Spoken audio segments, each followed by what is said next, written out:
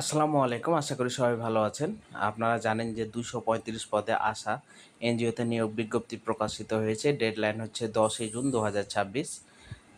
আশার junior loan officer জুএলএও ন্যূনতম স্নাতক সমমান পাস, ৩২ বছর বয়স পর্যন্ত আপনারা এপ্লাই করতে পারবেন।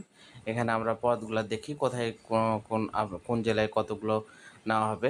দেখতে পাচ্ছি আমরা বরিশাল জেলার তারা ৩০ জন পাবেন অ্যাপ্লাই করতে, মানে নিয়োগ দেওয়া হবে। বরগুনা জেলা ২০ জন নেওয়া হবে, রংপুরে ৫০ জন এবং দিনাজপুরে ২০ জন।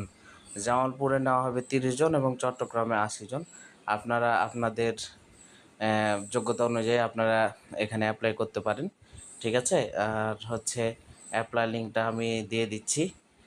আপনারা কমেন্ট বক্সে আপনারা অ্যাপ্লাই করলে পেয়ে যাবেন অ্যাপ্লাই লিঙ্কটা।